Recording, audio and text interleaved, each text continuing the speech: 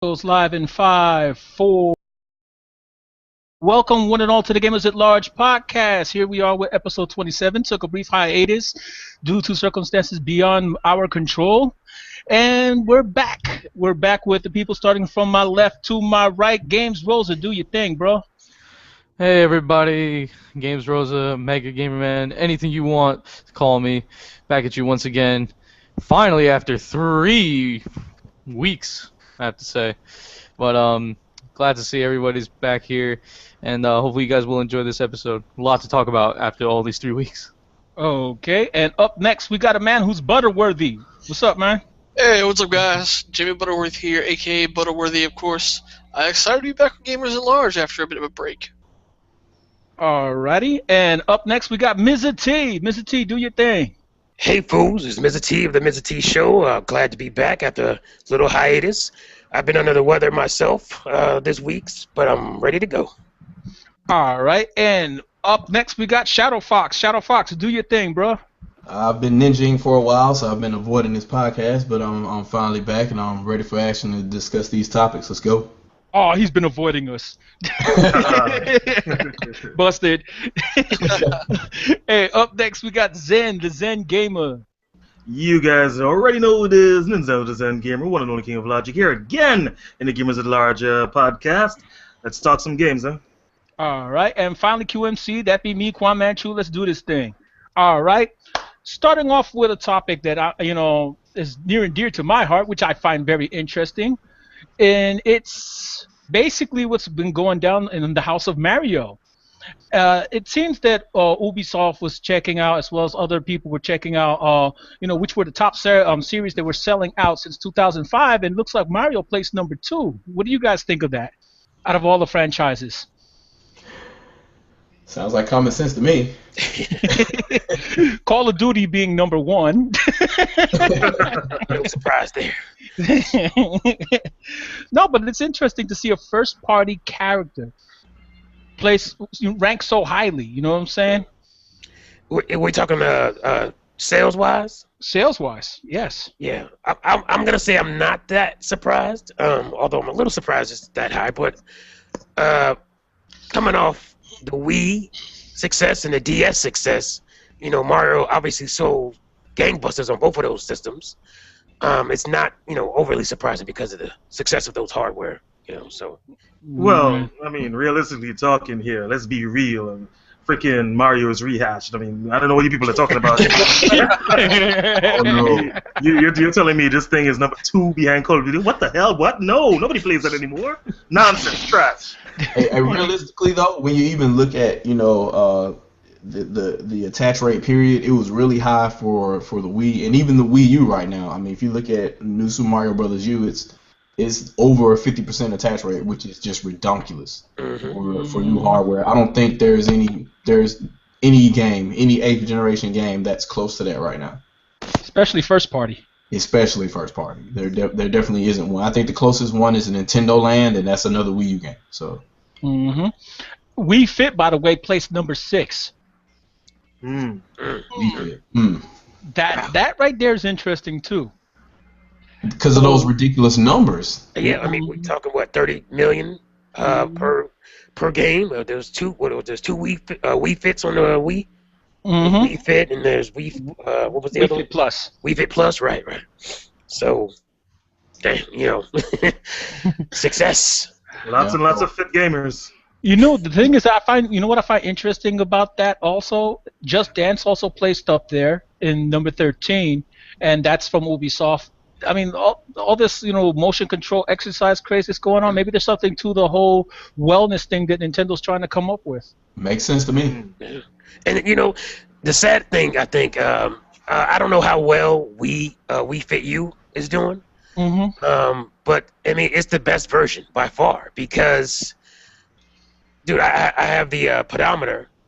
I take that thing with me all the time. I keep track. I go in every night, because you're supposed to, check in at the same time, for as far as your metabolism and all that goes. It's good to check in the same time every day.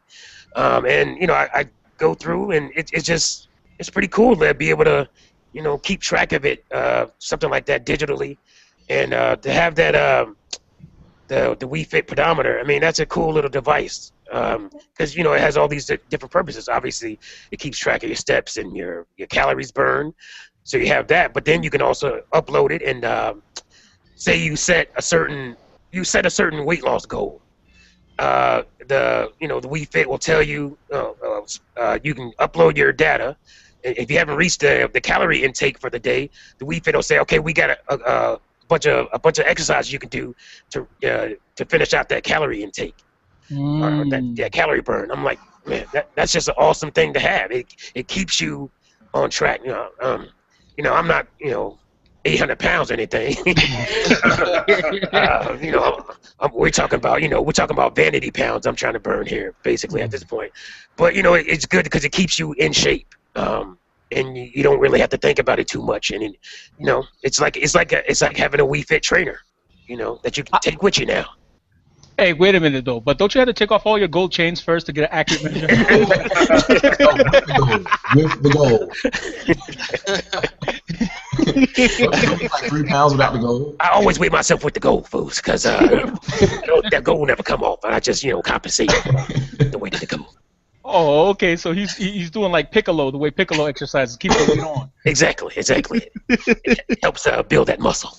I can't say I've had the same kind of good experience, and the thing that I liked about it the most is that you can do it at any time. Like it doesn't require a TV, so you can go ahead and point it at the scanner on the exactly on the gamepad itself, and it'll still pull up everything you need. You can check your weight, you can do whatever. You can actually do the vast majority of the games with the gamepad, not even needing a TV.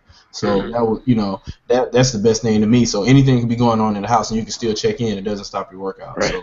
I come home and the wife is watching, that trash TV, and I don't want to interrupt that because trash TV will come real TV for me if I mess with her while she's watching that. So there are Real Housewives. There is love. Exactly. Oh exactly. Lord. So I come home and I can just, she can keep watching her thing, whatever. I just grab my gamepad and, upload my steps and do whatever exercise I have to do right from the gamepad, while she doing, while she can keep doing her thing. That's that gamepad advantage. Cha-ching. Mm-hmm. Oh, yeah. The Whereas only thing you're missing is some of the routines. You can put the camera side by side so you can watch yourself to see how you're. You kind of need a TV for that, but you don't necessarily need that. That's just an added plus to kind of make you more engaged. But so far I like it, and I don't see why it's not. It should be selling well on the eShop, but Nintendo's not going to release those numbers. So No. Well, speaking of Nintendo's numbers, what do you think about this whole thing about the Wii U using almost as much about as much as electricity as a nightlight? Hey, I got one thing to say. Nintendo spent over $1 billion on R&D just for the CPU and the GPU, and they did it for a reason, and it wasn't to waste power. So, there you go. That's what they'd have you believe. Like I said before, they're aliens. No, but I'm just looking at the dramatic power draw difference that there is, between like the PS4, for example, compared to the PS3. You have 64 versus 181 watts. Wow. Oh yeah. Wow, that does make a difference. I mean, to kids out there playing the games and whatever, you guys don't care. You're not the ones that foot electric bills or anything inside your house. But trust me, to your parents, it makes a difference after a while, especially when you got a kid breaking on 6 to 8 hours of gaming. Just imagine though, if you have all three, right, and he literally turns on each and every one. There you go.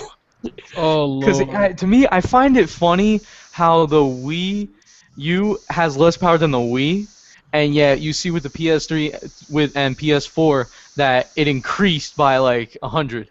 Oh, hold on, let me fix that real quick before the drone starts. We use weaker than the Wii. Now, what he's saying is the power consumption is less than even what the Wii consumed. So still have greater performance than. Exactly. Performance per wattage ratio is a lot higher on the Wii U. in other words. And you wonder why those other consoles, when they get a little warm, they start sounding like jet engines. That means that there's more likely to be wear and tear on the consoles at a quicker rate than there would be on the Wii U. There would be a lot quicker wear and tear. Well, red rings, we like red rings. Red rings work. I'm sensing a little bit of deja vu here. You know, it really makes me wonder what they're going to do with the successor of the Wii U as far as their TDP, how low they're going to have it.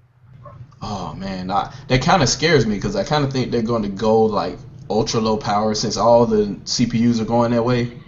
But that's going to pigeonhole them in the same corner they're in right now, though, because nobody's going to want to be the high watt power king.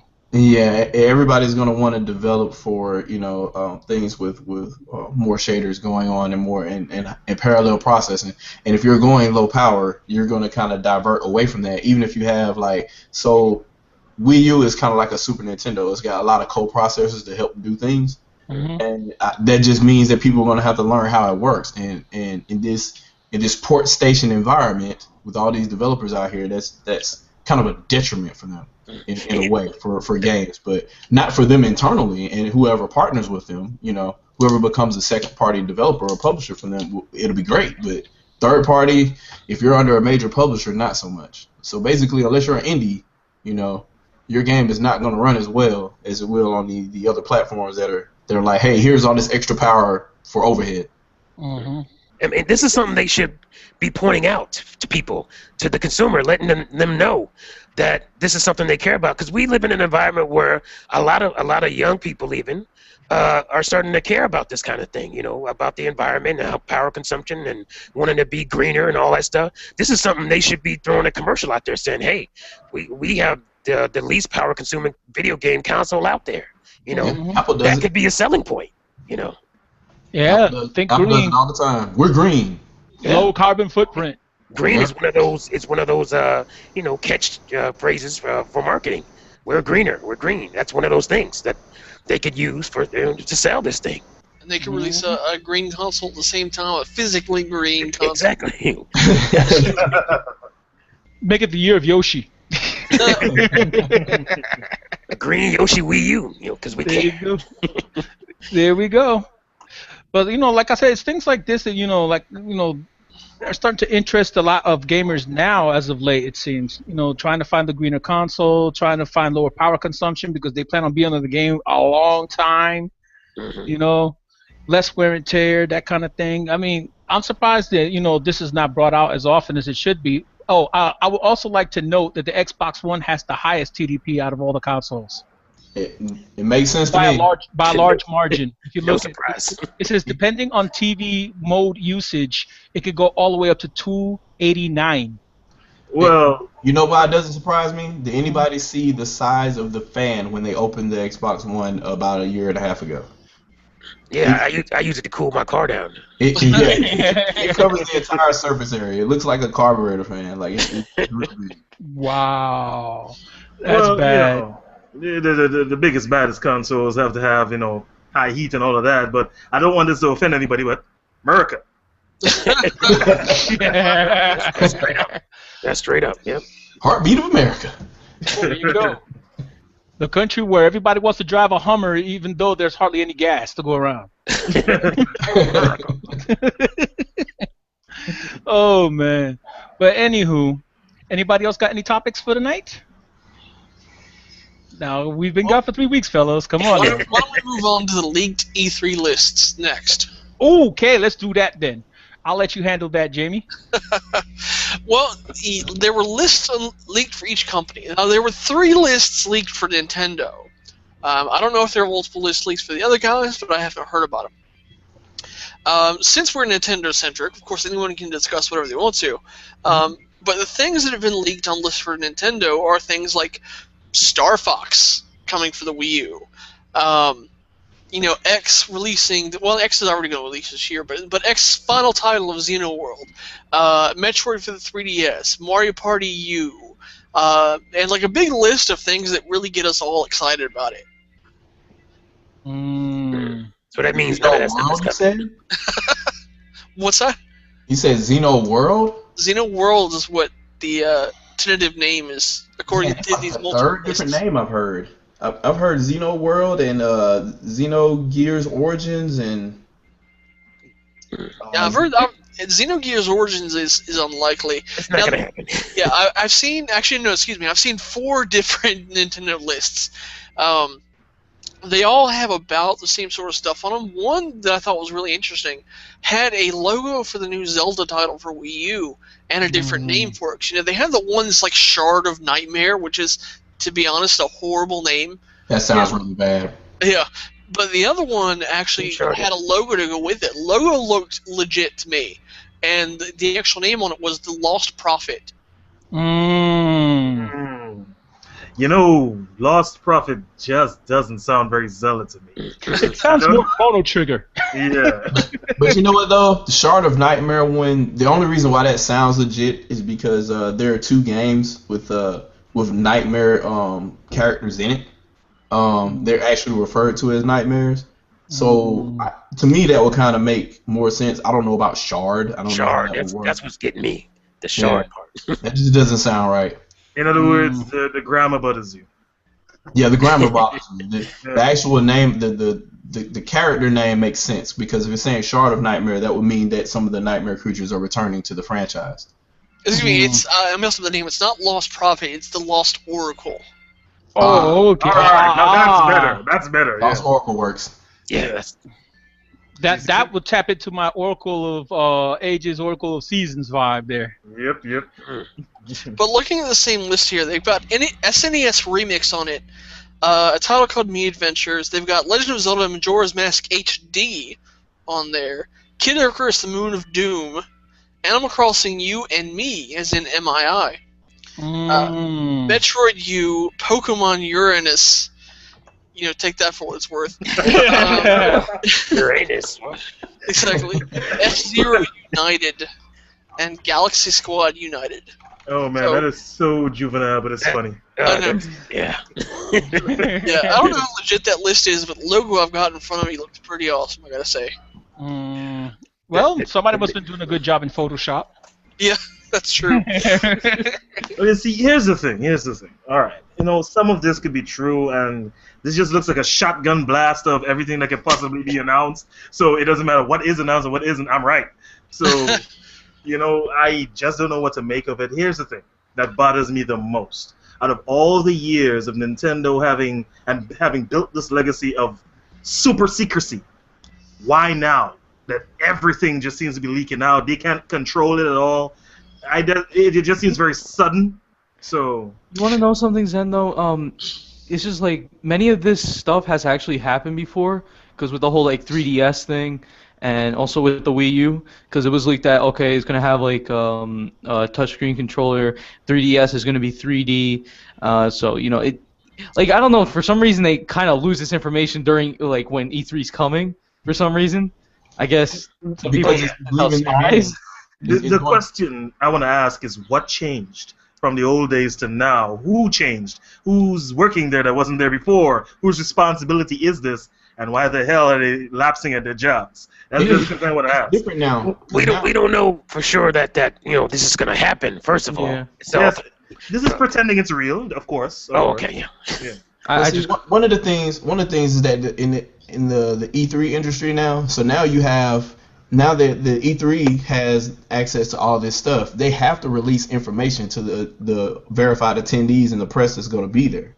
So all it takes is somebody on the inside, once they get one of these, to go ahead and put this on my phone and send it out. The other thing being that last week was Judges Week for the press. So all the games that are supposed to be the hit games that are going to get demos or going to get big reveals and things like that during E3, they were already seen last week. Yeah. So they've already got a list of everything. They've already seen half of everything before E3 started. So yeah, I'm not surprised it didn't actually happen earlier. Yeah, I mean, in like Games said, I think it was Games that said, the leaks aren't new. I mean, obviously if these leaks are true, the amount of leaks would be unprecedented for Nintendo. But Yeah. I remember, you know, even back for the GameCube, they were talking about the console was going to have it handled. It was like people were like, "What the hell? How they gonna handle? What would they need a handle for?" Like, Nobody believed that. Nobody believed that, but it came out and it had a handle. And the same thing for the DS. Like, you know, we knew it was the DS, but we didn't know. Nintendo didn't confirm. Well, then they called it the Nitro. Right. Yeah, the Nitro. And then it was leaked that this console was going to have 2 screens. And I remember thinking, that's crazy. That's not going to happen. It's going to do with 2 screens, you know. And I was thinking side by side, you know, 2 screens side by side didn't make any sense to me. But obviously the DS came out and it had 2 screens, and it was a success. So the leaks have happened. It's just like, if this is true, this would be an unprecedented amount of leaks, you know. So. Yeah. Very un-Nintendo-like, for sure. Very. I think it's an industry thing more so than a Nintendo thing. It's just that, you know, the industry is now, the press is so privy to information now than it was, say, maybe 15 years ago, that everything's early now. So, because these people they're doing press kits, they're prepping. Like, people started setting up their tables and stuff at E3 to record video and everything like 2 weeks ago. So, it's stuff like that is happening now instead of people just showing up and giving information once they get to the floor. Yeah. So that's part of the problem, but I think as far as Nintendo goes, though, this would be a surprise because that's one of the things they're trying to target is controlling the message, you know, with the directs. That's why the media. That's one of the main reasons the media doesn't like Nintendo right now. It's because they don't get exclusives from Nintendo, you know, because Nintendo they'll drop a announcement of a direct. And it's gonna be tomorrow at 8 a.m. You know, so and the press hate the fact that they got to scramble to go, you know, cover that. So I think even with the you know the change of you know the way information is given, the speed the speed that we get information now because of the internet and all that. I think even with that, the fact that you know Nintendo is doing things to still remain secret and this amount of stuff is still coming out is kind of, you know, baffling. Ms. T, I thought about that too. However, what if the only things that were leaked were things that are going to be on the show floor? So that may be why they have a list of things that are going to be there, because there may be like private demos and lines and stuff like that, and private or maybe public demonstrations of games that are coming out later this year or next year. And I was thinking, what if the leaks are, you know, on purpose from Nintendo to throw people off? You know, well, there's that too, because that could be the case. Metroid Dread, I think, was an intentional leak by Nintendo. And that never happened. So. I'm gonna tell you something right now, though. Me, as long as Xenoblade, you know, Xenoblade Chronicles sequels coming out this year, I'm good. I'm good too. I'm pretty much good to go there. That game can get you for like 6 months. That's what I'm saying. Shoot. Now the thing is, though, you know, there have been different types of rumors regarding X, as far as like, you know, them going for a Skyrim-ish type of appeal. I hope not. I hope not also. I mean, so far, the way it looks right now looks great. They don't need to change anything else or try to add like all this whiz bang. We don't need all these extra shaders or explain why the graphics look better. We don't need that. We know it's going to look better. So just make the game big. If it's online co-op, great. If not, then I'll go with how the game was on Wii. I'm fine with that. There you go. Same here, pretty much. But online co-op would be pretty nice. That Yes, would it be would. that would be sweet. But like I said, if it was along the veins of Dead Island and Dead Island Riptide, where you got drop-in, drop-out co-op, where it doesn't affect your level progression, I say perfect. Yeah, You know what? I don't want the PSO type where y'all got to get all together, y'all got to get in the lobby first, then go together, and as soon as you go in together, one guy drops, and guess what? You still got all these level 200 people you got to fight. Oh Lord! You see, the thing that you guys are saying, you know, it would be fine if it doesn't have online and pretty much mirrors what Xenoblade Chronicles was. I agree with that. I'm cool with that. Whatever it is, I'm cool with it because it's gonna destroy my life anyway. But here's the thing. Yeah. It kind of does need to have online for various reasons, but for the most part, I just don't want to deal with all the whiners anymore. I don't. So just give them what they want. So, you know, they don't talk, we're happy, cool. Yeah, the ones who are never going to buy the game, who still want to whine over something, Yep. have something to whine about. I think the one game I really want an online version of, and I hope it's true because there's only like 3 of these lists, is Mario Party U. I want an online Mario Party game. I really do. I'm gonna That's tell the you, game where you talk crap. friendships will be destroyed. That one would need voice chat. And they better have extra Wii U game pads out by now. Exactly. Because While we're at it, why isn't there an official card game on Wii U eShop? Wasn't Nintendo a card company a long time ago anyway? Why isn't there a card game that's online? And we can talk Give us shit? at least a Bat and Kaitos. It would be nice just to say if there was a Yu-Gi-Oh game on there. Yeah, I was about to say that. like I'll play dominoes on the Wii U. Like what? anything. I've seen I can't remember the name of it right now, but there are at least indie games like that in the works where you use cards and stuff to Oh for my combat God. and stuff. I can't remember the name of the one I recently saw. I want to say I saw it on the Nintendo Enthusiast videos, but I'm not sure. But I what's another definitely thing? saw something. What's another thing is that the game Hearthstone, right? Mhm. They're supposedly thinking about putting it on consoles too, so it would be perfect for the Wii U for the fact that you can just select the cards off of the gamepad and stuff, and there you go. But Nintendo has a current and popular card game that I don't know why they haven't put out a game for it in like over a decade. The And that's Tenkai? No, the Pokemon card game. Pokemon card game, yeah. Oh yeah, Pokemon also. That would be nice. I was gonna say there were 2 GameCube games that could have received that treatment pretty well, and that was Baten Kaito series, and also I don't know if you guys remember on GameCube kind of early, Lost Kingdoms. Yeah, Lost yeah, Kingdoms Lost 1 and 2. Kingdoms. Yeah. Lost Kingdoms 1 and 2. Remember those? Those could have worked really well. So, and there was also PSO3. So Well, yeah, I mean, all of these options are really great, but I really, really wanted to be freaking Yu-Gi-Oh! Because think about it, online, and you're just unleashing the beast. Kaiba! It's like, Bro. okay, come on. I'll just be Seto Kaiba, man. It's just It's angry just too even when he's not angry. Is Yu-Gi-Oh still a thing? Is it still popular? Actually, yes. Actually, I'm gonna say this right now. Yes, it is. Oh, Because so- I have people in my calf that still play it whenever I'm in lunch. So yeah. This is what I don't understand. Why hasn't nobody gotten on this, right? Okay, so you have a system with an NFC chip built in. It's also Bluetooth, and you can also do video chat on it. Why aren't there Exactly. massive video hangout sessions, and you could play Yu-Gi-Oh, and if the Yu-Gi-Oh card has an NFC chip built in, you place the card nearby the gamepad. It shows the card on the screen. Oh And my you guys you could basically play a game that way, and you see video chat, so you can see Exactly. the reaction of the That's player. brilliant. That is a brilliant idea. That's Why only hasn't- Nintendo isn't working on that. They missed the ball for sure. I'm not understanding this because I'm just Blow Joe consumer, right? I'm just hey little consumer guy. Why there are people paid to come up with ideas for stuff like this, and nobody's done it yet. It blows my mind. That's one of the best ideas I've ever heard. For You don't understand. That's why I just want to get out there already because of the fact that I have so many ideas in my head that are not used right now because they don't think it's gonna work, but I know it's gonna work. For the fact that hello. They're making me want to learn how to program again. They're making me want to do low level C++. I really don't want to get out there like that. I really don't, because that's not my hobby. I would rather do the art side than the programming side. But nobody's doing it. Well, you and games to hook up, and I'll back you fools. Venture capital.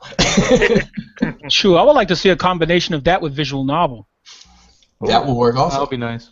That would be nice. As far as the storyline, work it as on a visual novel tangent, and then for the gaming portions of it, you sit up here and handle it as a card game. Mm-hmm. And then it can increase the odds of getting certain flags, inside the game, triggered. As far as on the social aspect that you have, within the game when you try to associate with the characters, etc. and whatnot, Seto Kaiba, whoever else. I haven't watched Yu-Gi-Oh in a long time, so I know that there's been several iterations past it by now, with Yami and Yugi and all that. But And they suck. That's just such a great idea because, obviously, I mean, the game itself, I mean, could be easily put together by a couple of people. Indie studio could put something together like that with a $50,000 budget, let's just say. And make millions. And make, yeah, because even though it's a niche market, it is a huge niche market. You know, Mhm. people that play those games. That's another excuse to buy every series of cards all over again just because they have the NFC chip. I mean, come on. The thing is, yeah. What about a collectible card? Because you got to realize that this is my wheelhouse. I've played collectible card games since I was 15 years old. I played Magic at one of the top Magic places in the world, which is Star City Games. Back when it was Star City Comics, I played at the freaking counter with the guy who runs the place and signs his name to the big ass checks. All right, so I'm just giving you my credentials there. But anyway, there needs to be a collectible card game for video games with an NFC sort of functionality that not only can you play it in game against other people, you can take those same cards and play them in the physical world too.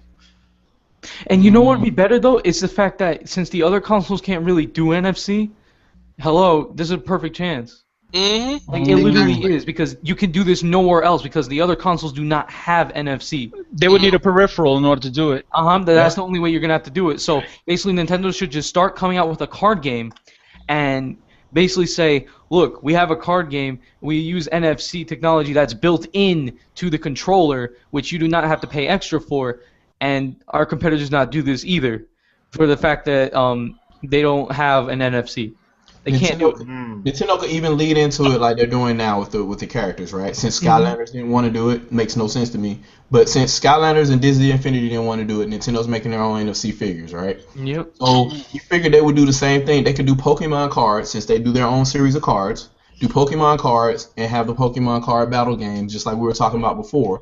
And you place the NFC, you place the card there with the NFC chip. The gamepad recognizes it, starts a video chat, and you can start a session, and you can battle whoever you want. It can be televised, streamed, whatever, be on Twitch or what have you, and that'll be the new game.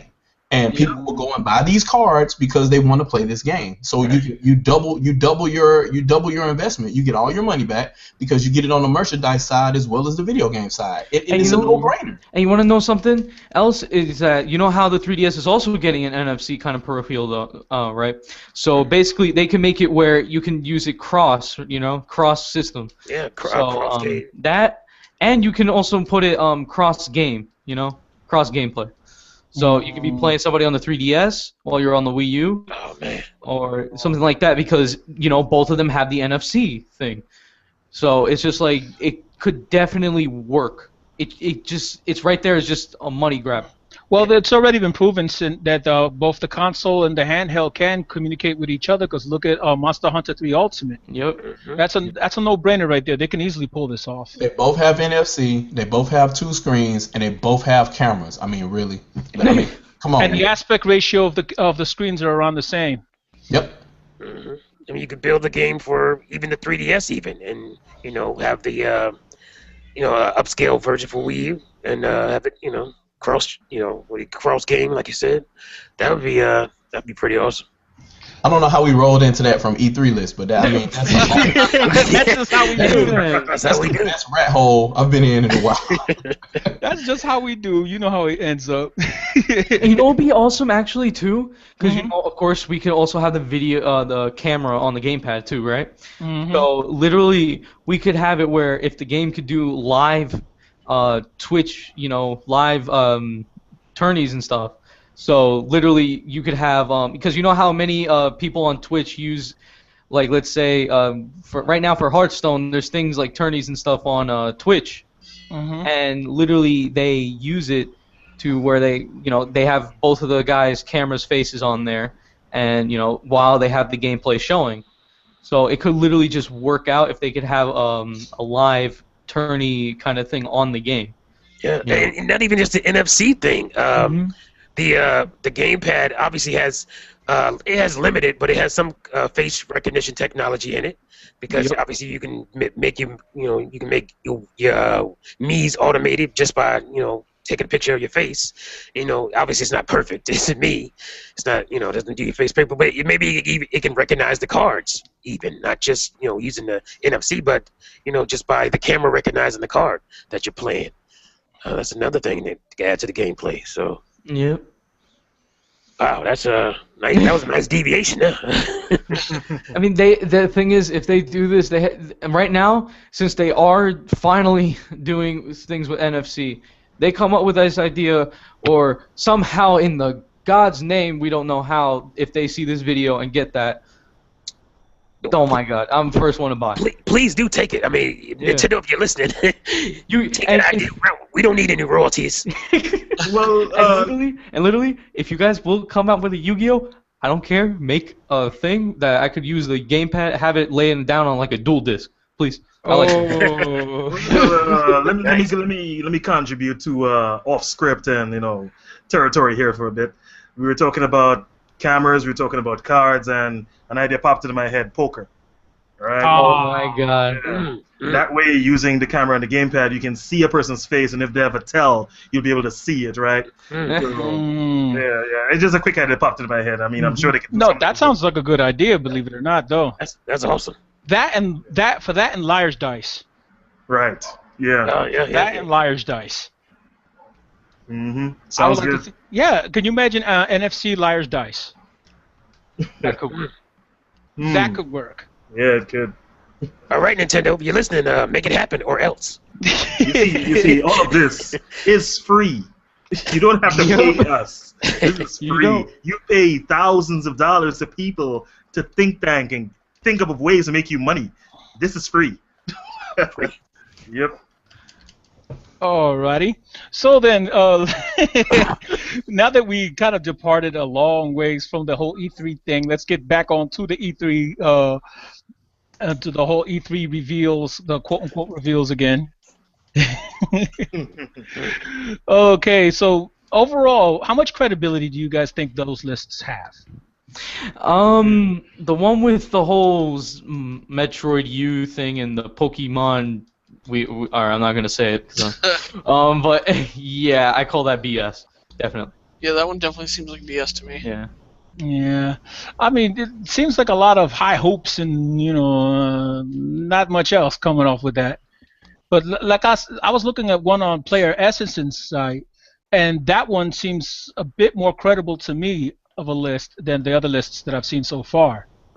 Have you seen it? Let me see. It says Super Smash Brothers for 3DS and Wii U, Pokemon Omega Ruby and Alpha Sapphire, Bayonetta 2, Shin Megami Tensei Cross Fire Emblem, X from Monolith Soft, third-party lineup, various. Let me see. Wii U Virtual Console GameCube lineup.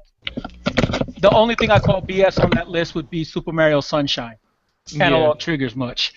Let me see. Hyrule Warriors, Mario Party U, Yarn Yoshi, Metroid 3DS, Pokken Fighters, which there's a trademark for that. So that's really likely. Star Fox U, that's me hoping, and New Zelda U. It's pretty solid.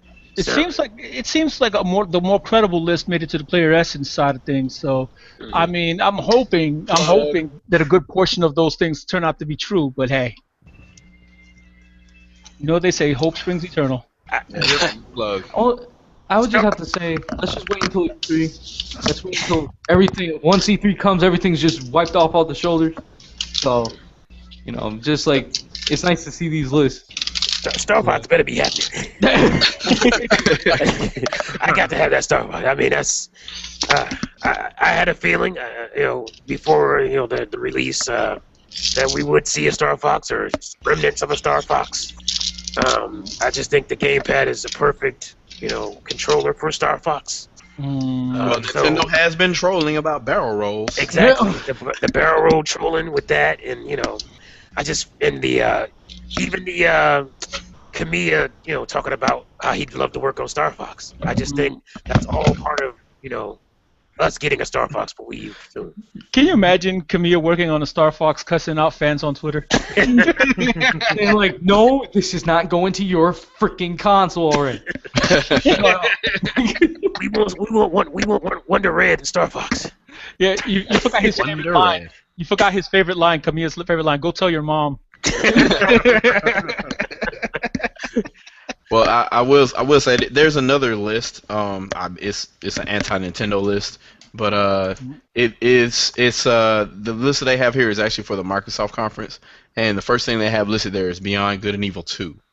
Oh my God! I know that's fake. Okay, let me tell you something. If that were to happen, that would make me buy a Xbox One.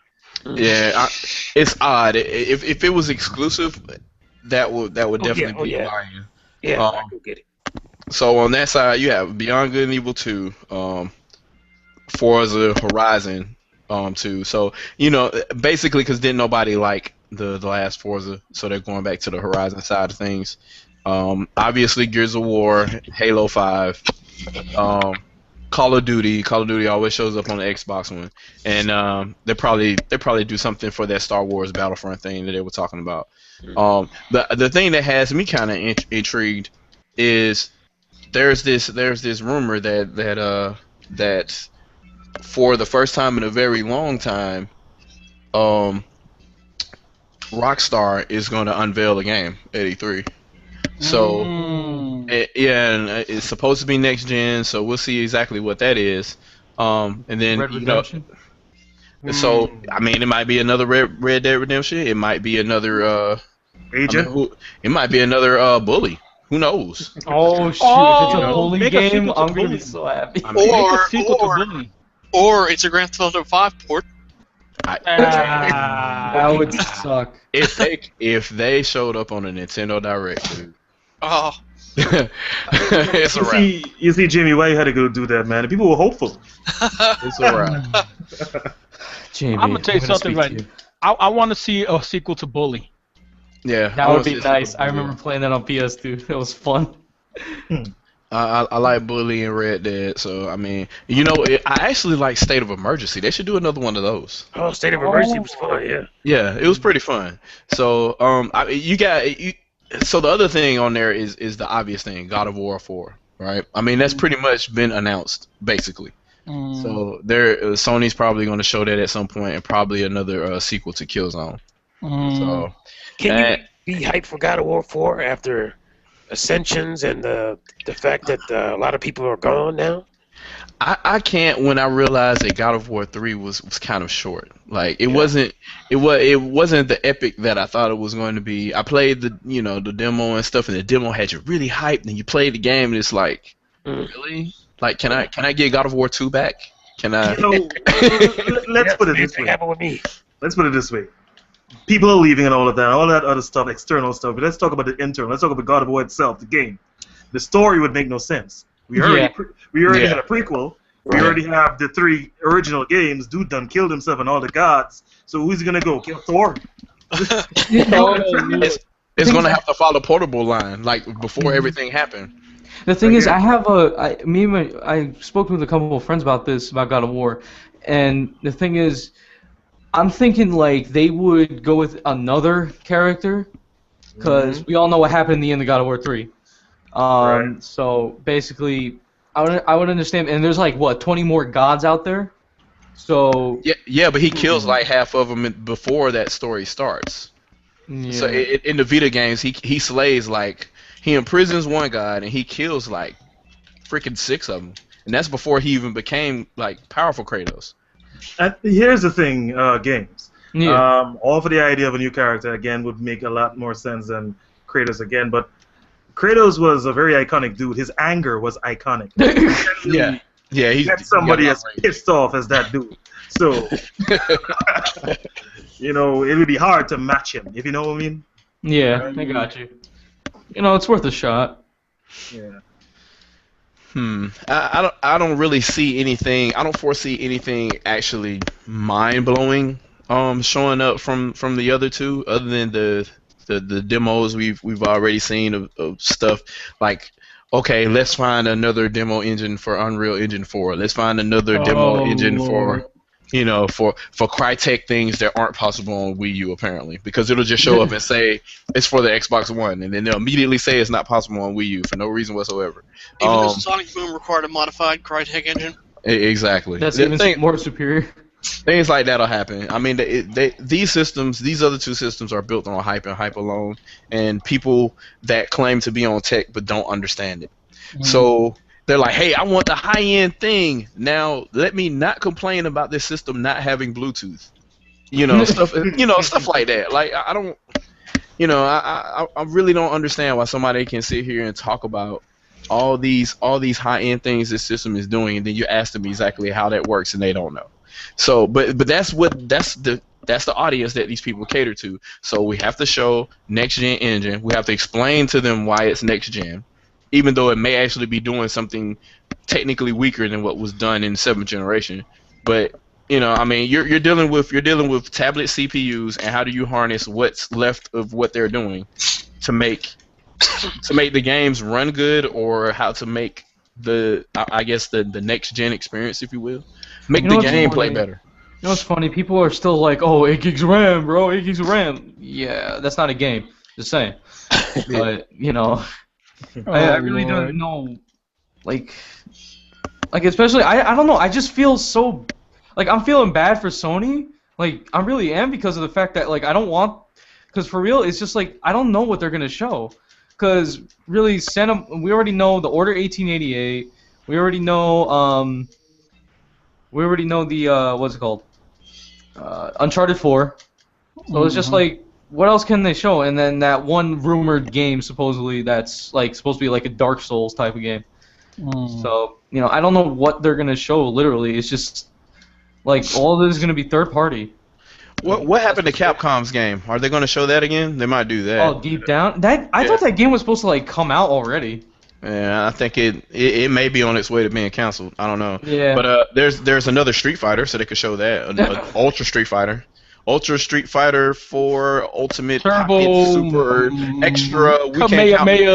We can't count the 5 edition. Jizz in your pants edition. There you go, Jizz in your pants edition. Capcom for the win. And, it's so sad because I still buy them. There's an adjustment in this character. I must try it. Wait a minute. What if they actually release a new Mega Man? That would be nice. You don't know how much I'm gonna scream. I'm just gonna tell you that. I'm gonna scream of happiness.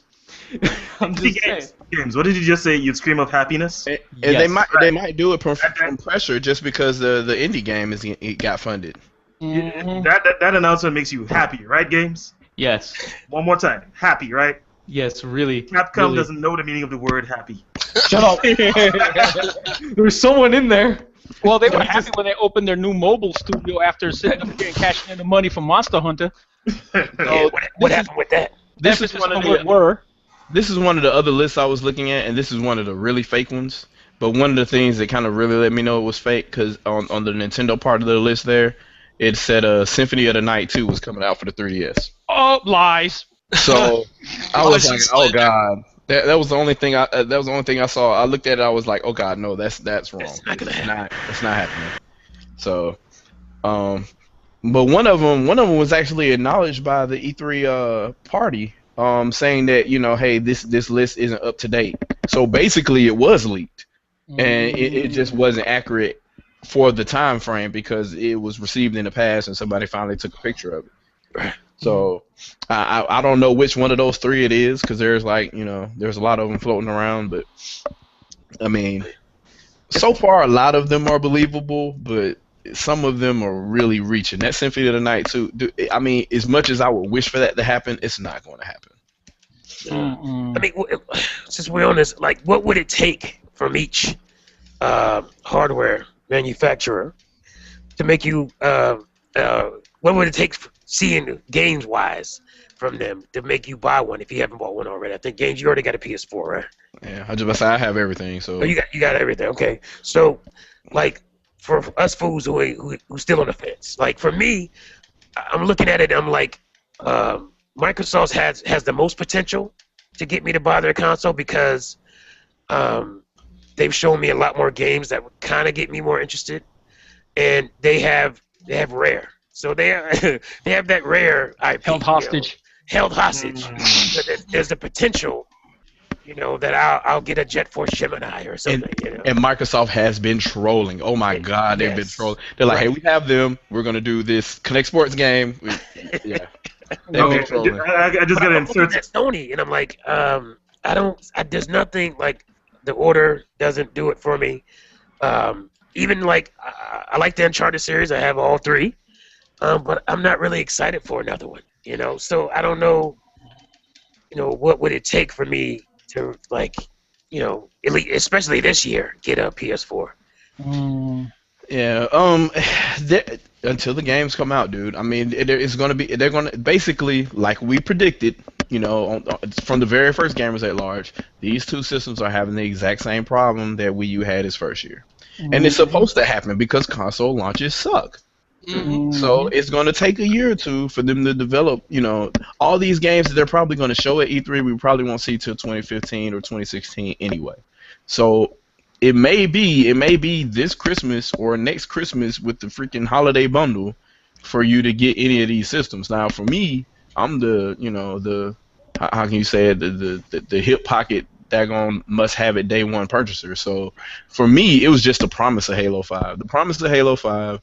And I'm not even really.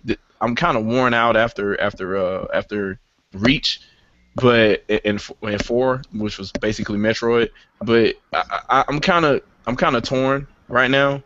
I feel like I really bought that system just for Killer Instinct. I'm really starting to feel that way now. Now, as far as the PS4, it's gonna have first party titles that I'm gonna want to play.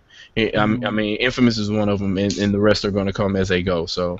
I mean, other than Resogun right now, there's nothing really for me to play on it other than whatever on whatever stuff that's on PSN. So, free games on PSN and things of that nature. But for me, it might end up being a race on who gets Beyond Good and Evil 2 first. Yeah, that might be a big one. Beyond Good and Evil. What about is Metal Gear really? Well, it's coming to both probably. I would imagine. I don't think it's going to be.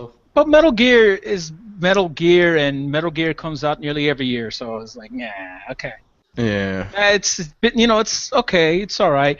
But Beyond Good and Evil, I've been waiting for a sequel for God knows how long for that game. So yeah. You mentioned Metal Gear, man. What are you talking about? They already have Metal Gear. Oh yeah, the demo. Yeah, the demo everybody paid for. So I tell you this, like, okay, so looking at both of these two systems, right?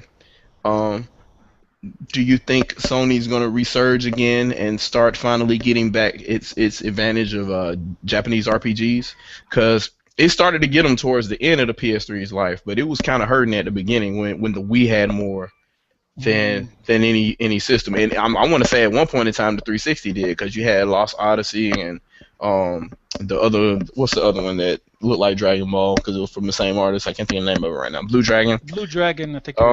Yeah, you had a couple of RPGs coming like right out of the gate for the 360. I want to say between 2006 and 2008, it was like JRPG after JRPG, and then they started coming after that. Well, after the Tales games start coming over and stuff. So, do you see anybody see the PlayStation 4 getting that advantage back? Because that was a big advantage during the PS1, I see them PS2 trying days. to. I see them trying to. Okay. I see them making a concerted effort to get that back because Lord knows they want to have that niche market right there. And probably in Japan they'll go visual novel. Well, I'm calling it right here and now. They're going to go visual novel a lot in Japan. You already said it, Fox. History will repeat itself. It will pick up towards the end of the generation just as it did last time, and that was actually the reason for my regret never getting a PS3, because early on I just didn't care, and towards the end I realized I made that mistake, a mistake I'm not going to repeat.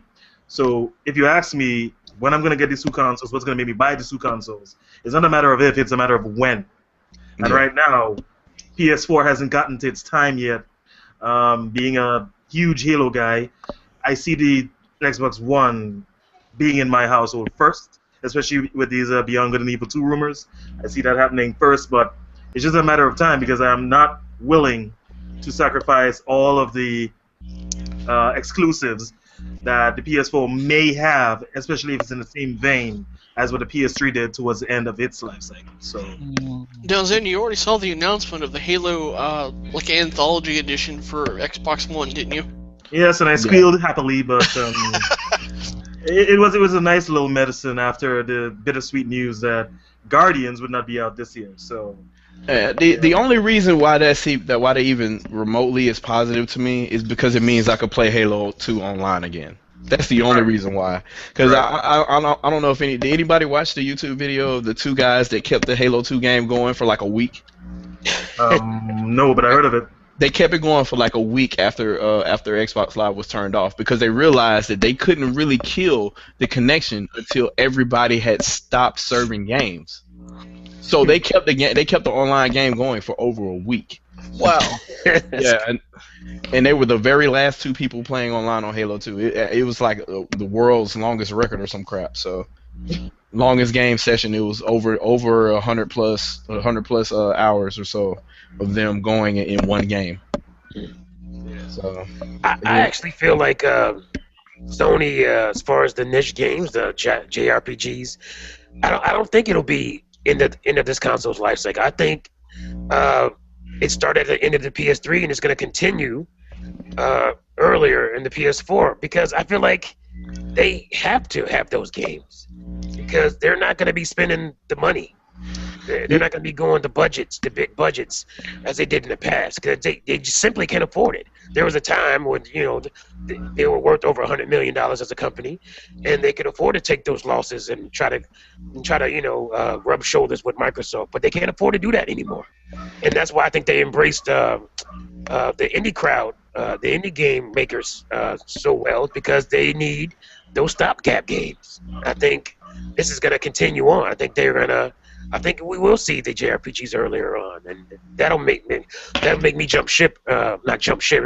That'll make me join the ship of the PS4 a little earlier. I think that's just that's what I think. I think that's what they're headed for. Yeah, I think they're going to get there too. To me, I don't really see the efforts of them bringing these guys over there, other than the whole Kingdom Hearts thing.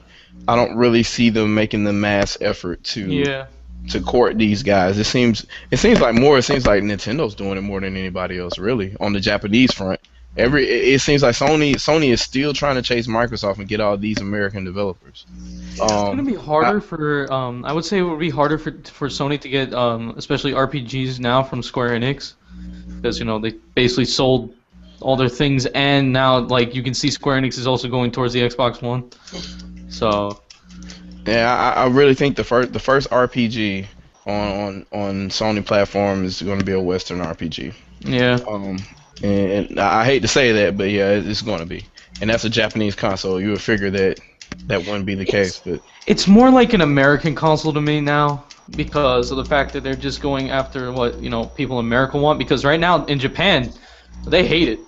Yeah, there's nothing to play. Yeah, they don't like Call of Duty. They don't like all this stuff. On the whole front of Sony playing Microsoft's game, I've just got to say one thing: you can't be monthly paid and pretend that you're going to be outbidding Bruce Wayne at your local bar. Just saying. I'm Batman. I'm Batman. You can't do that. You can't play their game. I mean, it's Richie Rich versus It's Richie Rich versus what's his name? We So Broke. Yeah, I said it before. I'll say it again. I think Sony was at their best when they were competing for the Nintendo fan. When they were competing, for the Japanese market. I feel like that. Like I said before, the reason I even bought a PS1 was because of Crash Bandicoots and what's the Dragon. Spyros and things like that. That's what brought me over, and Oddworld even. Those were the games that brought me over, and I stayed for other games. Obviously, it wasn't just, I didn't buy it just for that, but I acquired, the Siphon filters and things like that once I got over there. But that's what brought me over to Sony, and obviously the Final Fantasies and stuff like that. And so, I understand that the market has changed. The American the first-person, third-person action shooters and whatnot is dominating now. It's not platformers anymore as much. It's not RPGs as much anymore. But the market is still big enough where you can differentiate yourself from the guys who are only doing who consoles only seem to be the shooter console. And you can differentiate yourself by catering to that niche crowd. And you can still have that other stuff as well, but you could be the RPG console. You could be the that's the thing. You can lay your hat on and stop trying to chase that expensive ass market that you can't afford to be in. Yeah, I think these two are really missing out, and I really think all the jokes about Wii U being another Dreamcast are probably accurate, but not in the way that they're thinking. Right. It's going to be another Dreamcast because it means that basically Sony's going to treat Sega's going to treat that like their system. And it looks like it's becoming that way. Right. So I was gonna say, and where Sega games didn't sell, Nintendo games are going to sell. Yep. So and Sega games sold on Nintendo hardware a lot better. Right. Exactly. Yeah. And with them investing in customizing an engine for that system, they're not going to just use it for one game. Right. And even great games like Shenmue didn't sell very well. They put a lot of money into it. If Nintendo made a Shenmue, it's gonna move copies. Oh yeah. I'm just saying, if they made that type of game where they invested that kind of money into it, it's gonna move. So that's the difference. You could say Wii U's the next Dreamcast, but it's the Nintendo Dreamcast. Yeah. So it's gonna be fine. Yeah, Sega's not getting back in the hardware unless it's with their old rival. To be honest with you, I don't see a way from them back in. I'm surprised EA hasn't come out with something already. Okay, now that you guys said that Sega has a new Dreamcast in the Wii U, where's my copy of Seaman 2 already? Hey, I just want Phantasy Star Online too. I mean, all they gotta do is port that over. It's already on PC. Just bring it over. I mean, there's so many inventive ass games that were on Dreamcast that will be right at home on Wii U, right at home. And Seaman is definitely my first pick. Give me House of the Dead. Give me another Crazy Taxi. I'm with it. Crazy Taxi. Yeah. Give us that peripheral that you can slap your Wii U controller down onto a handgun shell or whatever, or rifle shell. House of the Dead all day. Oh, come on, man. Virtual Cop. Virtual Cop all day. That's exactly what it's I'm for. just telling you, Nintendo, man, Sega, they need to sit up here, join forces, and just say screw it, go balls to the wall, all out. They're right across the street from each other. It's hilarious. like literally right across the street. Literally across the street from each other. Basically, they could use SneakerNet to transfer files. Yeah, it's like Apple and Microsoft. It's like Apple and Microsoft. They could throw rocks at each other. It's not. Hey, bring new meaning into pitching an idea. Yeah, they got to do something. But this E3, the only excitement probably is going to come from third party, probably Ubisoft or Nintendo. I don't see Microsoft making any waves. They're gonna pump out more. They're gonna do what they're supposed to do. They're gonna show games for their system, which is probably what they should be doing.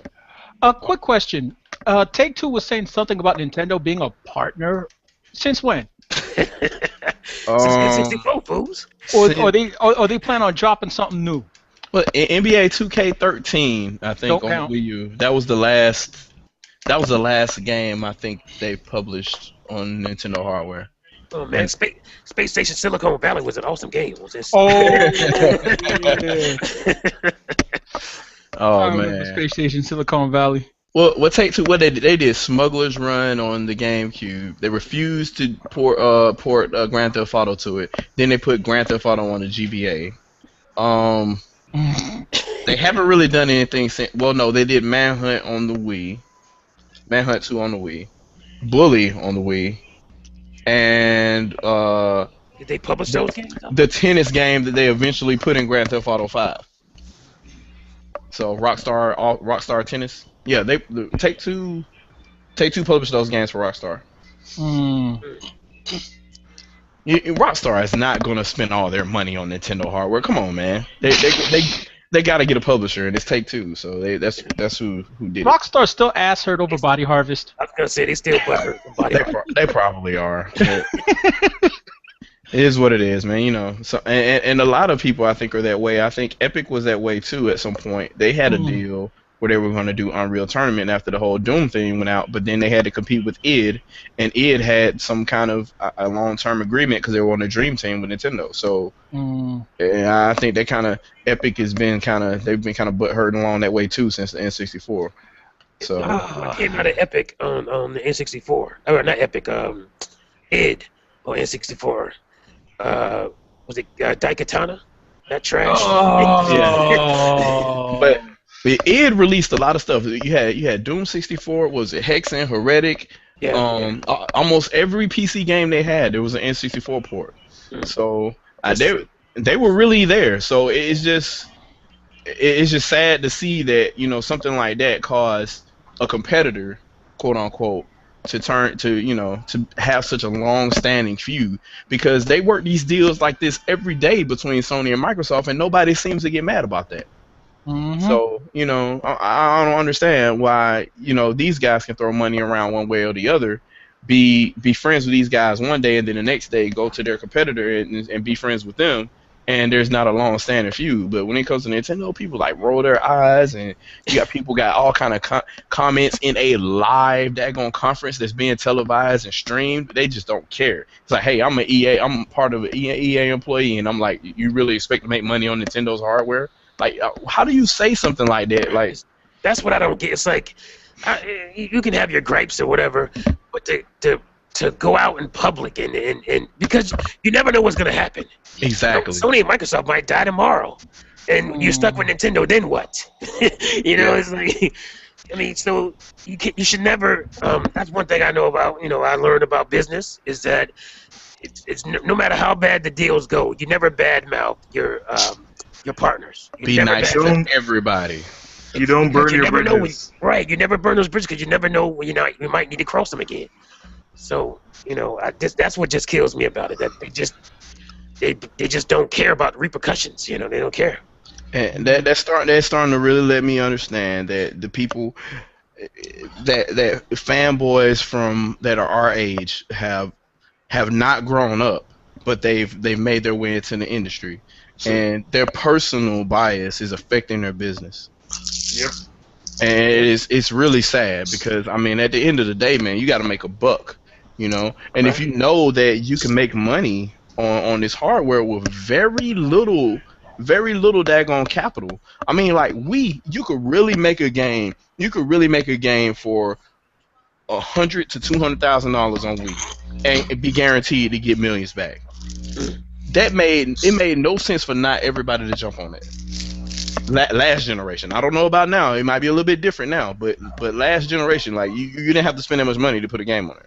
So why wouldn't, when you look at the competition, and you got to spend $60 million, just to get a game that's going to be notable enough to get the attention, when you could release on Wii, not even get the entire market share, but because it's 100 million freaking consoles out there, you still sell 1 million copies and get all your money back and then some. Why wouldn't you even, you know what I'm saying? That just was really stupid to me last generation. So obviously it was some kind of bias there. Yes, there was a little power or whatever difference or what have you, but I mean, these people have developed for GameCube and Xbox before. It's not that difficult. Right. That's what kills me, is that they act like, this is completely alien hardware, and to me it would seem like the less proficient the hardware is, the easier it would be for you to work with it, because you don't have to try to do all these I'm not the most hardware tech guy, but just from common sense standpoint, it would seem like the 3DS is a no-brainer. It's like it's very cheap to make games for, and it's got a great install base. Why are these third parties all over the thing? Ass herdery. I mean, that just doesn't make any sense. If the GameCube didn't prove anti-Nintendo bias, the 3DS surely does. And it's not a mystery either, because the hardware in the 3DS is very well documented. It uses a very common part. There's nothing customized about the 3DS on the GPU side. GameCube all the way up to Wii U are, there's still stuff that people don't understand about their hardware. But 3DS, it uses a Pico 2000, dude. Go look it up. Everything that thing is capable of, that 3DS is capable of. Go get in there. Yeah. Go get in there and dig. So I really don't understand why it's such a mystery and why people can't leverage it and do what they need to do with it. So go figure with that. quick question though. Quick question, and no disrespect to anyone here, but how do we go from E3 to griping about the third parties again? We did it again. Another rat hole. Another We're rat hole. Nintendo fanboys. That's how. Oh Lord, I was gonna take us off on a totally different tangent in a minute. Let's do that. I'm tired of crying. Okay. Let me give you something else to cry about then. What do you guys think about the supposed deal that's going down between Google and Twitch? I hadn't heard about this.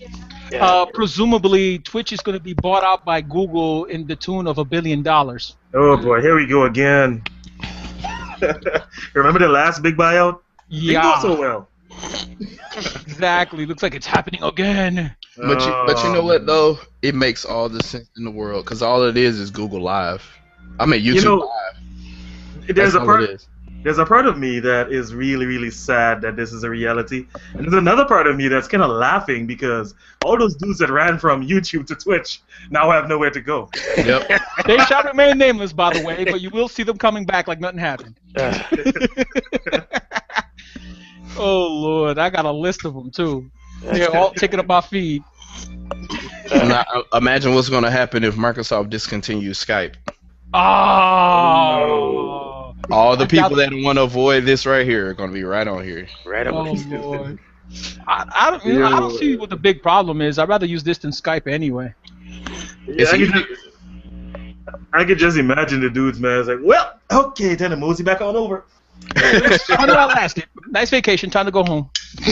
Yeah, I mean, Google Plus, for me anyway, renders Skype irrelevant. Because as a YouTube content creator, it's just so much easier to hop on Google Plus, to do your podcasting and all that stuff. So, I don't know. It makes it seamless in a way, as long as it works. Right, as long as it works, right, I was going to say. I'm staring at you, Google. No, but seriously, though, I mean, we can't even face cam out, without having some problems on here. You know what I'm saying? So Yeah. they're going to have to get on the ball. If they're buying Twitch, they're going to have to do something with it. Yeah, because That's all I'm saying. that's part of the infrastructure right there. Twitch is all about that. So. And it's for upstreaming gaming video, so you could see the relevance to the conversation because if you think about it, that's where Microsoft and Sony upload to Twitch. Yeah. So how's that going to affect them? Imagine you're uploading to Twitch and all of a sudden you get a content ID match. Oh Lord, that's going to be funny. He's going to be so much butthurt.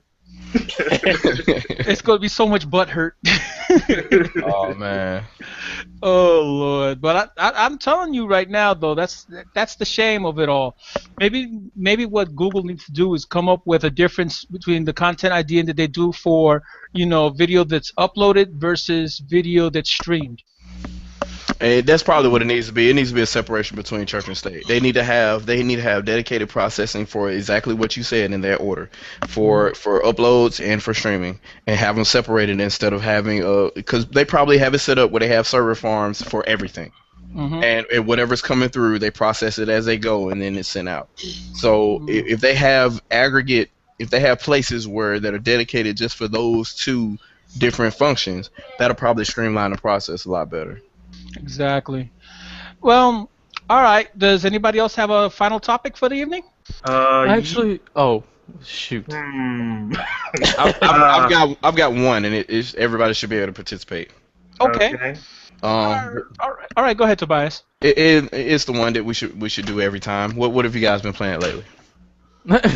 Believe it or not, Demperman, the series. I've been playing Demperman. They came by Wave, and it's sequels. Interesting. Yeah. You ever tried Demperman? I haven't. No. You should give it a shot, man. It's like what, $10 on the eShop? $10. $10. That's it. $10, and it's kind of like Pokemon. It's kind of like Pokemon meets Dragon Warrior type dealing. I will have to fire up the Wii U and take a look. That's not the Wii U. It's the 3DS. 3DS. Oh, 3DS. Oh, never mind. Demperman, they came by Wave. And the way the game works is it basically uses ambient Wi-Fi to basically randomly roll a certain amount of Demperman that you can capture. So, like, the more Wi-Fi you pass through, you know what I'm saying, in your daily in and outs, the more likely you could find rarer and rarer Demplemen. Got it. The So, like- Demplemen they came by wave. Got it. Yeah, it's I'll take a look. definitely well worth it. And then the sequels are out for it. The sequels out for it. 2 and 3 are out. And you could transfer your Dempleman from Dempleman 1 to Dempleman 2, and your Dempleman from Dempleman 2 to Dempleman 3. Sweet. So yeah, you could start off with a full party, as long as you've played part 1. So Dempleman 3, The Rise of Digital. Yes, sir. At the third one, okay. Got it. All right, I'll check that out. That's Yeah. interesting. Yeah, it's fun. It's a fun little time waster. I'll get on it. So All right. what you guys been playing as of late? I've actually been playing Scram Kitty. Scram Kitty and Buddy on Rails. Ah, it's so good, but so I know. difficult. Dude, I can't get past. Oh my Lord. God. I've been playing a lot of. I just beat Kirby Triple Deluxe yesterday, and I've put like over 30 hours into Mario Golf on 3DS. So, and lots of other smaller things mixed in. I picked up Wonderful 101 again. I been playing Child of Light for the past few hours. You know, just jumping back and forth. Child of Light. How is that? It's really good, actually. Awesome. Really good. Recommend it. Recommend it. I'll put it this way. It is a JRPG made by Western developers. Perfect. Okay then, if it's a convincing JRPG, sounds good. And it actually looks really, like, the art is really beautiful. Yeah. It really is. For some reason, it reminds me of Pan's Labyrinth, the story. Yeah. Mm-hmm. And they rhyme and all the other kind of crap. Yeah. Oh, that's the best part. That they rhyme, man. It's like you got me doing it too. It's good. I'm normally not a proponent to be a engine whore per se, or graphics whore for that type of thing. But the UB engine, the UBR engine is freaking awesome. So I for any games that are going to use that in the future, I'm really looking forward to them because they did a real good job with Shadow Light. Yeah, but as far as I'm concerned, it's not really a graphics for type of thing. Is it you like the art direction? Exactly, because the way that it's laid out, like Right. nobody's really done that before. Because I think prior to that, it was actually CPU intensive. Because the larger you had a sprite, the more RAM it took up, or something like that. So I guess they built the engine around that to where they could do a lot of subroutines to make up for that flaw. So it works pretty well. I like it. You see a lot of real big like art assets in the game. So. Oh wow. Yeah, it's real nice. It looks like a painting almost. So it's kind of Okami-ish, right? well, I want to say it's kind of like 2D. What's the closest thing I can think of? Did anybody play Miramasa or the game before that? What was the PS2 game? What was the name of that game? Muramasa Demon Blade, right? Yeah, Miramasa Demon Blade. It's more. I want to say it's more akin to that. Or the game that came before it on PS2, and I can't think of the name of it right now to save my life. But it's more to that, where you have the very large 2D sprites, but they're controlled by the game engine, so they rotate and things like that, and they help animate the character. So things like that are happening in the game, but it's a JRPG on top of that. So you go into battle, and you have 2 people in your party at a time, but you have a larger party than 2 people, and you can rotate out in real time. So it's pretty nice, man. I can't complain. I've had more and more fun the more I've played it. So, and I'm enjoying leveling up, and the level tree is multi-tiered, just like it is in more complex RPGs. Mm-hmm. So if you want to be a tank, you can go this way. If you want to be a pure mage and cast nothing but magic, you can be this way. If you want to be DPS, you can go this way. It has all those different levels, but it doesn't really spell it out to you. You have to look at it and see. And once you see what some of the casting effects are and stuff like that, that lets you know which way you need to go. Okay. So it's pretty nice, man. It's definitely worth the price. Let's put it that way. Oh, okay. Well, at least it could accommodate different builds. Yeah. So basically, you could probably play that game differently. Probably the first 7 times you play that game, you probably could play it differently. Cool. What are we talking about? 15, Child of Light. 20 Child of hours? No, I know what game we're talking. I'm saying we're talking about 15 hours maybe of gameplay. Yeah. For $10. I mean, come on. That's not A bad. beautiful game. It's real nice, real nice. I love it, and you know, it kind of helps that the lead character is actually a girl instead of a big hulking freaking beast. Oh Lord. So that kind of works, and I don't know. The game just makes a lot of sense to me. But yeah, it's on everything too. So you know, for everybody, for any non-Nintendo fan out there, you can please get that game. The more people to get that game, the better. But it's doing very well in the eShop. Yeah, I would imagine so. Gamepad Advantage, much. Yeah, that and all those burnt up Rayman haters actually. They're like, hey, you stole our Rayman, and they're like, new Ubisoft game. Okay, I'll buy it. That's exactly what happened. So, yeah. While I'm talking, I guess I'll talk about what I've been playing. But I've been playing that and Killer Instinct, and yeah, off and on Child of Light, Killer Instinct. I'll be doing a couple more videos on Killer Instinct probably. I have to get back into Resogun. I haven't really turned on PS4 in a while.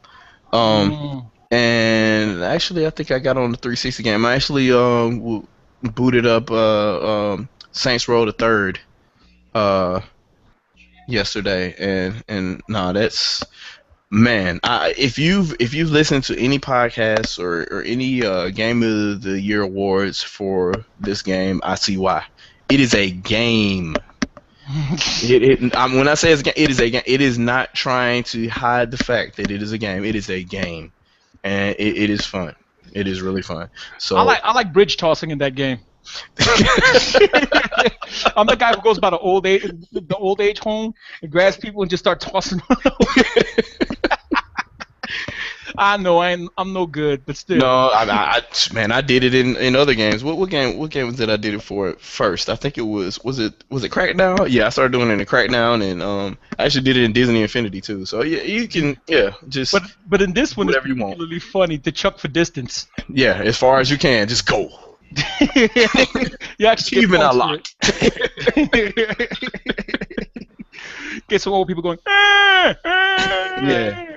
This game is sick. So what you doing, Sonny? Sick game is sick. So for anybody that does not have it, it is free if you have Xbox Live Gold. So please download it, and support the publisher because that's a pretty good game. Oh Lord. Here's hoping for a part 5. Yeah, it's to be even more stupid. Please be. Make it as stupid as possible. 'Cause the first game was like kind of semi-serious, and I didn't know where to go with it. And the second game was over the top hilarious, though. Yeah, just hilarious. And then they just balls to the wall in 3. It's just like, screw everything. Let's just be stupid, extra stupid. Superpowers, go. Everything's just extra stupid. So yeah, I really like this so far. So. Oh Lord! But I'm telling you something right now. That's what games need to get back to. Mindless fun. Just mindless fun. They're being way too serious now. I mean, like Order 1866. Like I mean, like Gears of War in Victorian times. I don't really. I mean, did guns even work that well back then? I don't know what to make of that. I guess it's an alternate history. Hey, well, you know, it's a game, so. I mean, I can't imagine somebody shooting a musket back. Can you imagine the 1700s Call of Duty? Yeah. Oh my God! Actually, I'm good. I'm gonna call it probably. I know in the near future they're gonna create one like that where they put in the Civil War and give them like 90 the P90s. I would love to see that. All that. And then at the end of the game, you get killed by Altair. Oh Lord.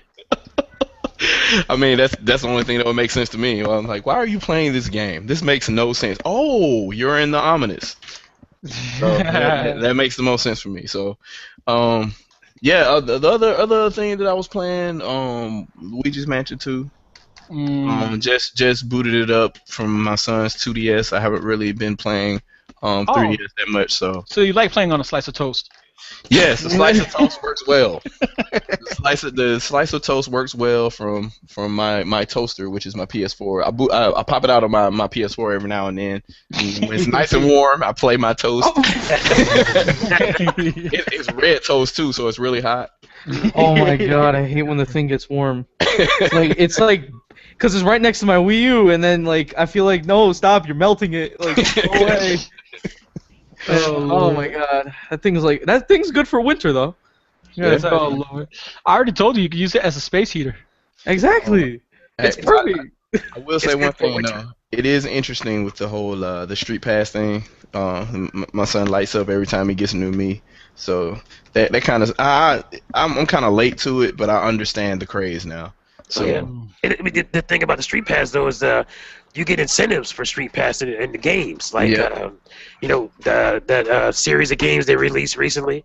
I can't remember the name, but it has like the gardening game and it has the space shooter and all that stuff. You get basically the Mii Plaza games. Yeah, the Mii Plaza games, right? In the Mii Plaza games, you get hats, you get different outfits, and all kind of stuff. So yeah, it's nice. I like it. And you know, one thing I want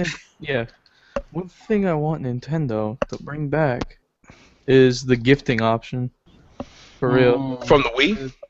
Yeah, from the Wii. Because sometimes, you know, I feel like, you know, because my friends got some nice, got a Wii U, you know, everything. Got a 3DS, and I'm just like, what should I get them for their birthday and stuff? And yeah, I can't, because just like, you know.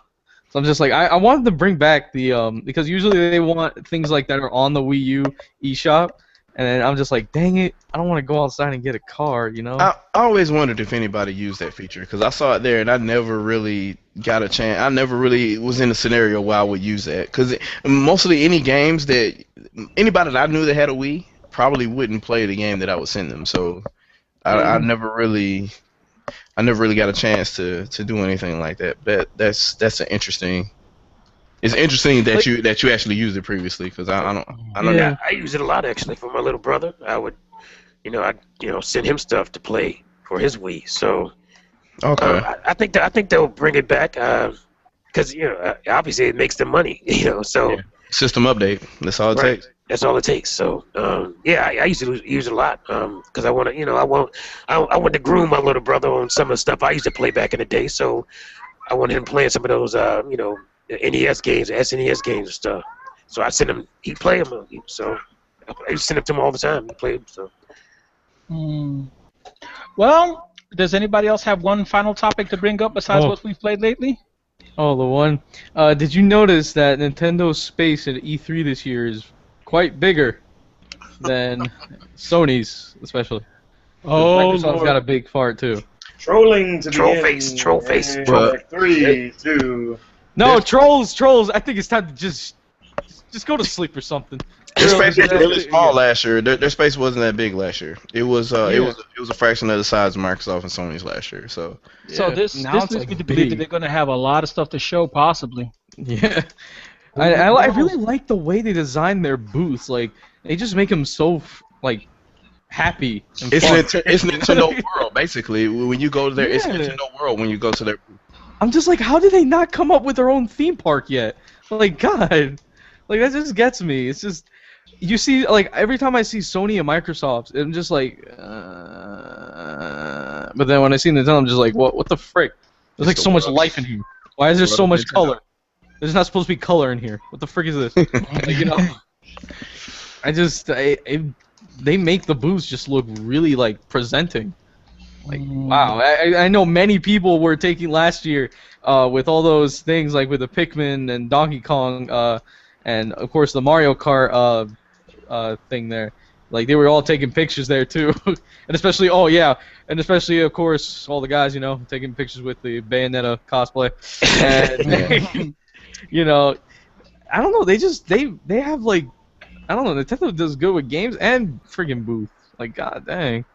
I don't know. Nintendo charm, man. Nintendo charm. Yeah, I mean, I really think just because of their big, huge space, like they literally have like one big section and then like a little tiny box section on the right. So it's like, whoa, that's pretty.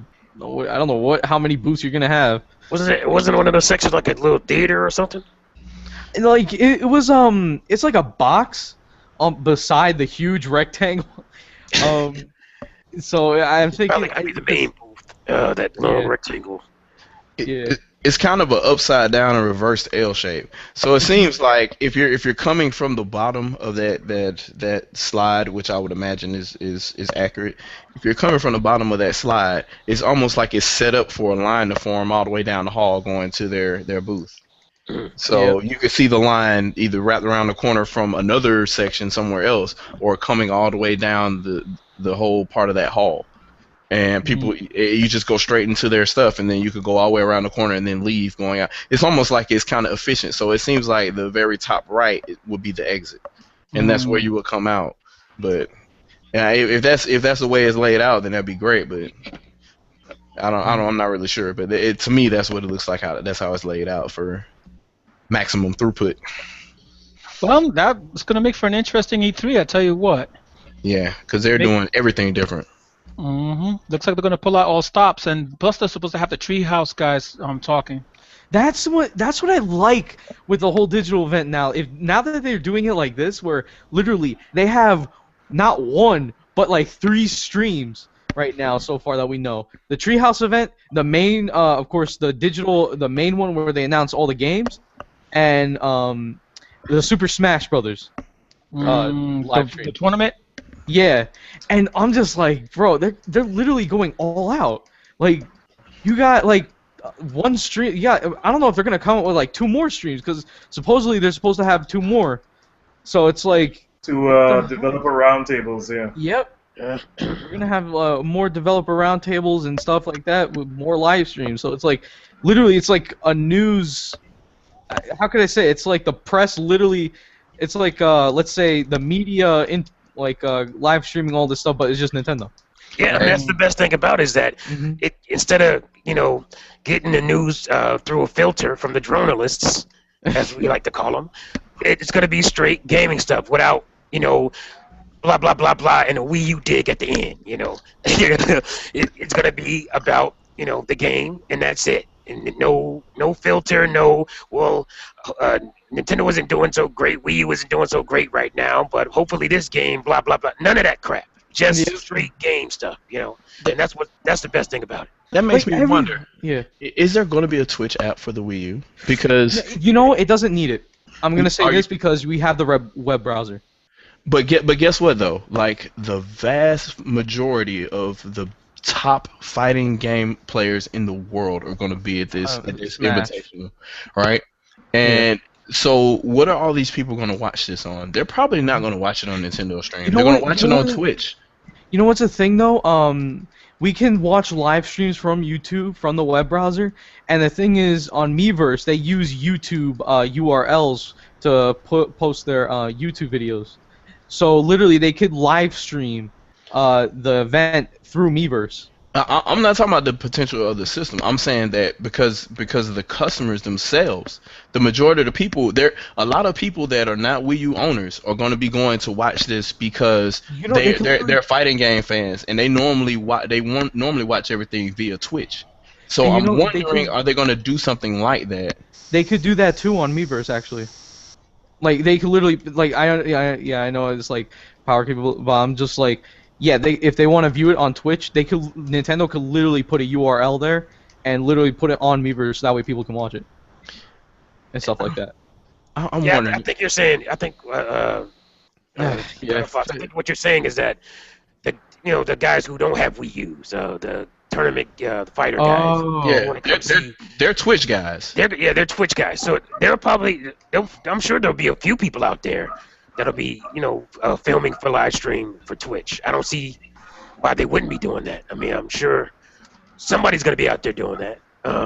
I mean, you got Shoryuken followers, you got people that follow all these other different fighting groups, MLG people. I mean, everybody is gonna be watching this. So I'm wondering if Nintendo's gonna be like, hey, now announcing we have a Twitch app, or we have a Twitch HTML5 app to where you could watch it through the Wii U browser, or something similar to that nature, where they could, even if the Wii U doesn't have that horsepower, guess what? We're in the world of the cloud, right? So you could go to twitch.nintendo.com through your browser, and there it is.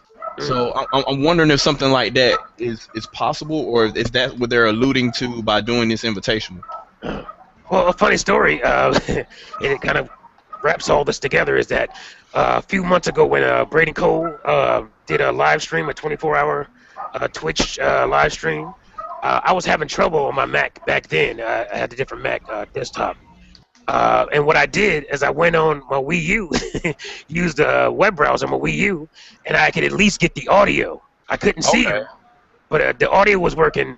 Actually, the video was working on that while the audio worked on my computer.